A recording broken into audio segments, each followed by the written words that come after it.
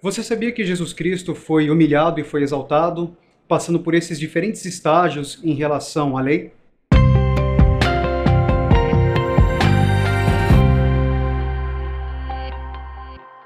Olá, alunos, amigos e acompanhantes da Saber e Fé, pelo blog, pelas mídias. Eu sou o professor Paulo Ribeiro e essa aula será ministrada sobre o tema Os Estados de Cristo. Esse tema é pertinente à matéria Cristologia, ou Doutrina de Cristo. E eu pretendo ministrar essa aula da seguinte forma. Vou começar definindo, conceituando o tema e fazendo uma apresentação inicial, também fazendo alguns apontamentos introdutórios ao assunto. Logo depois disso, vou falar sobre o estado de humilhação de Cristo. Vou desmembrar esse estado em 5 estágios diferentes. Há também o estado de exaltação de Cristo, mas essa vai ficar para uma próxima ocasião. Assim, dando início ao conteúdo dessa aula, eu começo definindo e apresentando o tema. Os estados de Cristo é um tópico da teologia sistemática que fala sobre os diferentes estados ou os diferentes status de Cristo em momentos distintos, particularmente no que se refere à lei. Essa definição vai ficar mais clara à medida em que essa aula for sendo ministrada. Depois você pode voltar a ela porque o próprio conteúdo da aula vai lançar luz sobre essa definição. A doutrina dos Estados de Cristo começou realmente a ser desenvolvida no século XVII, num período que nós chamamos de escolasticismo protestante. Esse período recebe esse nome por causa das diferentes e conflitantes correntes teológicas que competiam entre si nesse momento histórico. E justamente essa competição, essa dialética entre teologias diferentes, foi gerando doutrinas e asserções teológicas bastante distintas, e essas asserções, essas doutrinas foram ganhando contornos cada vez mais exatos, mais precisos, refinados e definidos. Foi nesse estágio, foi nesse momento em que a doutrina dos Estados de Cristo começou realmente a ser trabalhada. Alguns reformadores já diziam alguma coisa sobre ela, mas que apontavam para essa doutrina, bem como alguns teólogos a patrística, mas foi nesse momento em que a doutrina realmente foi fortificada e trabalhada. Por exemplo, nesse momento, os teólogos não estavam apenas preocupados em dizer que um salvo era justificado pela fé. Agora eles queriam saber exatamente a definição de justificação, exatamente a definição de fé, e o que significava exatamente alguém ser justificado pela fé, bem como pontuar todas as implicações advindas dessa afirmação. Então foi nesse contexto que essa doutrina cresceu. Logo depois, com o advento do liberalismo teológico, essa doutrina começou a perder campo e começou a sair das obras de teologia. Nós, herdeiros da Reforma e protestantes, gostamos de ensinar essa doutrina e gostamos de professar essa doutrina, porque ela glorifica a Deus falando sobre o estado de humilhação e o estado de exaltação de Cristo, estados em que cremos que Cristo passou. Caminhando um pouquinho, a gente começa falando sobre o estado de humilhação. E eu vou desmembrar esse estado em 5 estágios diferentes. Vou falar sobre a encarnação e sobre o nascimento de Cristo como primeiro estágio. Vou falar sobre a vida terrena e os sofrimentos por que Cristo passou, como sendo o segundo estágio dentro de seu estado de humilhação. Logo depois vou falar sobre morte, vou falar sobre o sepultamento e vou falar sobre a descida ao Hades de Cristo, dentro do seu estado de humilhação.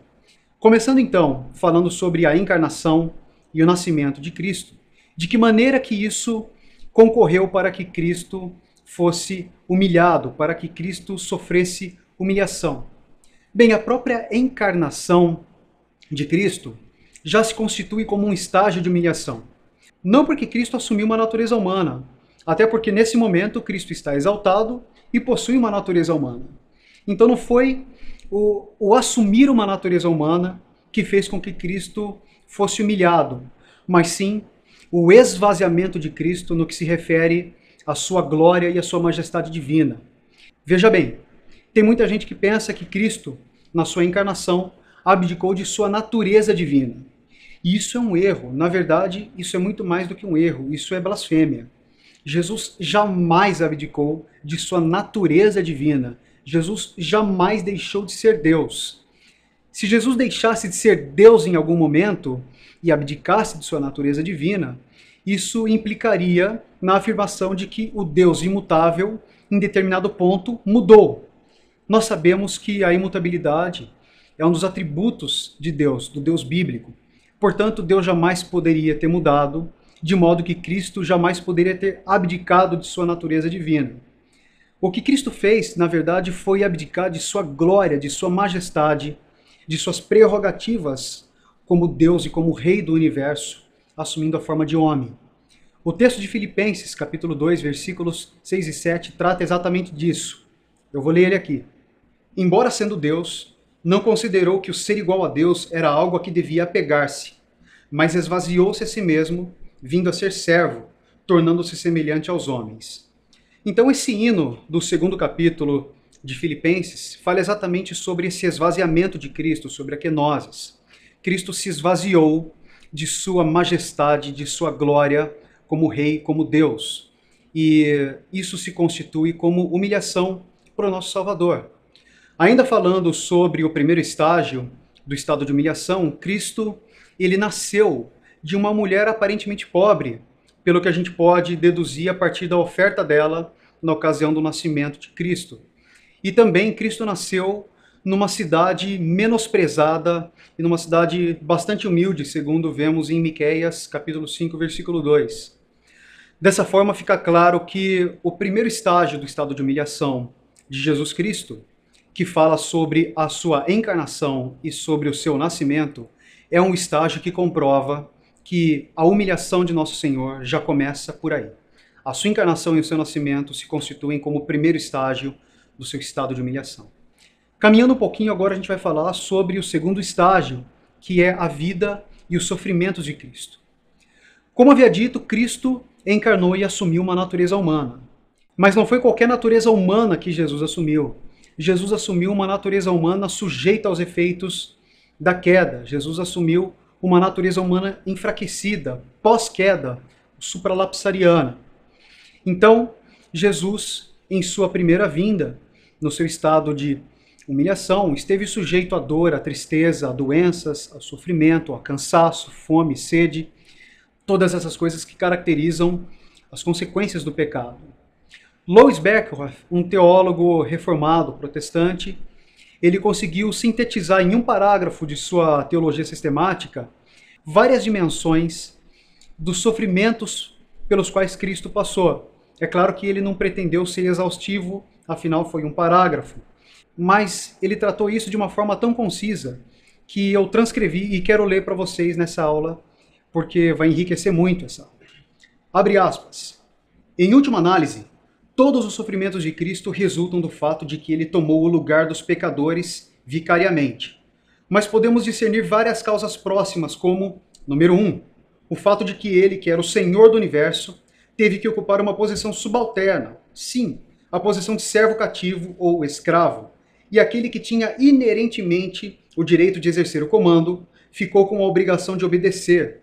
Número 2, o fato de que aquele que era puro e santo teve que viver numa atmosfera pecaminosa e corrupta, diariamente na companhia de pecadores, e os pecados dos seus contemporâneos constantemente o lembravam da enormidade da culpa que pesava sobre ele.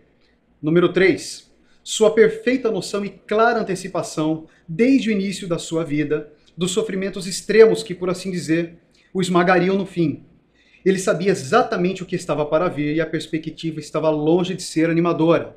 Número 4, finalmente, também as privações da vida, as tentações do diabo, o ódio e rejeição do povo e os maus tratos e perseguições a que esteve sujeito. Fecha aspas. Portanto, Louis Berkhoff, nesse parágrafo que ele escreveu e que eu acabei de ler, ele consegue de uma maneira bastante concisa e deveras objetiva dizer para a gente as várias dimensões que tornaram Cristo sujeito à humilhação. A vida terrena e os sofrimentos de Cristo se constituem assim como um estágio dentro do seu estado de humilhação. O próximo item agora é o estágio da morte. Quando a gente fala sobre a morte de Cristo, é muito mais fácil entendermos por que esse foi um estágio dentro de sua humilhação. No entanto, Cristo foi humilhado mesmo antes de sua crucificação. Antes de ser crucificado, foi traído por Judas, foi abandonado por seus discípulos, foi rejeitado pelo seu povo e foi julgado por Pôncio Pilatos, considerado a mais alta autoridade da justiça romana. Note que Roma tinha bastante tradição nas artes jurídicas.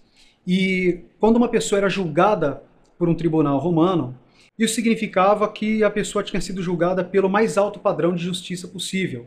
Na verdade, um tribunal romano era considerado como uma aplicação da justiça do bem sobre o mal.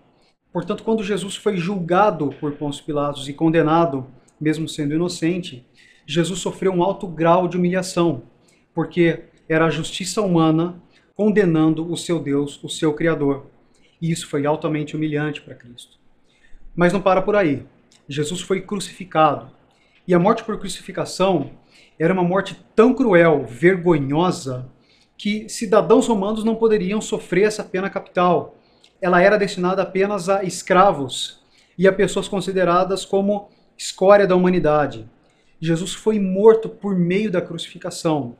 Repare como isso representa um alto grau de humilhação dentro do seu estágio de morte. No entanto, esse não foi o clímax ainda. Em sua morte, Jesus estava pagando o preço pelos pecados do seu povo. Isso significa que Deus estava aplicando a sua ira sobre Jesus e estava deliberadamente punindo Jesus em nosso lugar. A morte na Bíblia não é simplesmente uma consequência passiva dos efeitos do pecado. A morte é uma punição instituída por Deus para o pecador. Jesus, quando morreu, ele morreu então judicialmente como um pecador. Isso é altamente humilhante. Deus deliberadamente virou seu rosto contrariamente a Jesus. E isso fez com que Jesus sofresse a morte eterna em nosso lugar. É claro que Jesus não sofreu morte eterna extensivamente falando. Afinal de contas, Jesus está vivo agora. Jesus ressuscitou, foi entronizado na glória novamente e está vivo. No entanto, Jesus padeceu morte eterna intensivamente falando. Houve uma antecipação dessa morte no Getsêmani, na agonia de Cristo, um pouco antes de sua crucificação. E, na cruz, Jesus brada: Deus meu, por que me desamparaste? Nesse ponto, a gente vê claramente que Deus Pai havia virado a sua face contrariamente a Jesus Cristo, de modo que Jesus, naquele momento, sofreu morte eterna, não extensivamente, mas intensivamente. Assim, a gente pode dizer que Jesus, de fato, pagou o preço total pelos nossos pecados. Caminhando um pouquinho, temos também o estágio do sepultamento de Cristo. Cristo foi sepultado, e nesse ponto alguém pode dizer: mas Cristo não completou a sua obra na cruz, porque em algum momento Jesus disse: está consumado. Mas quando Jesus disse está consumado, ele estava se referindo a toda a obra que ele fez, participando ativamente daquilo. Nesse sentido, naquele momento em que Jesus disse está consumado, realmente estava tudo consumado. Porém, nós vemos pela Escritura que o sepultamento ele ainda é uma aplicação da punição de Deus para o pecado do homem. A gente consegue ver isso em Gênesis 3,19, no voltar ao pó.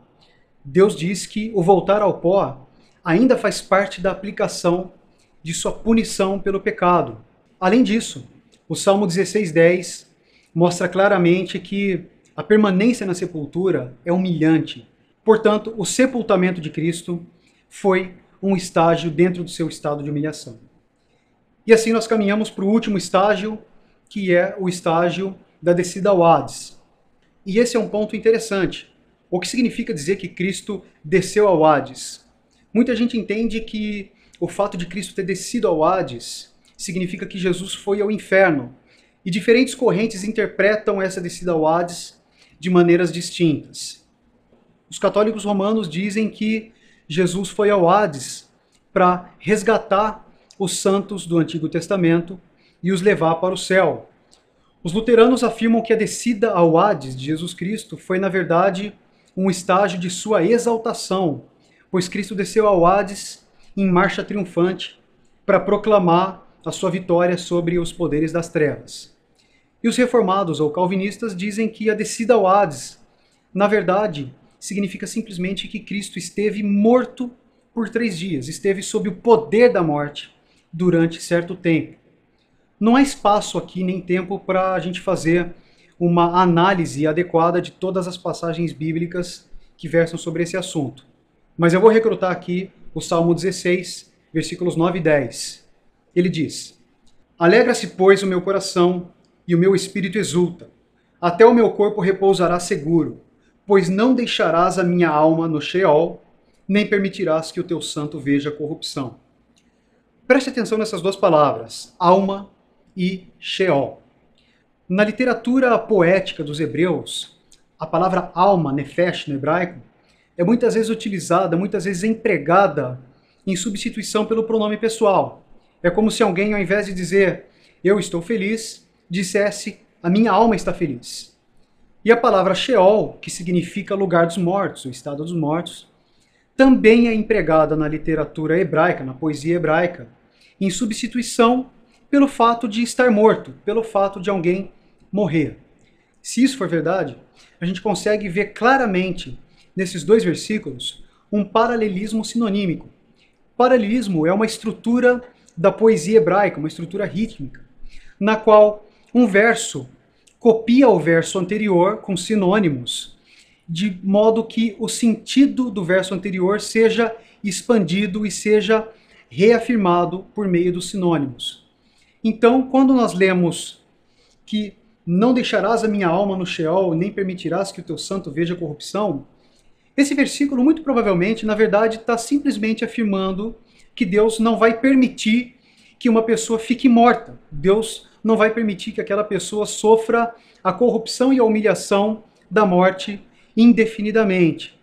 Portanto, eu creio, à semelhança de vários outros teólogos, que a melhor interpretação para esse versículo não é que Cristo desceu ao inferno entre a sua morte e a sua ressurreição, mas que Cristo simplesmente esteve sob o poder da morte, esteve morto durante certo tempo. Mas nós sabemos que Cristo não ficou morto indefinidamente.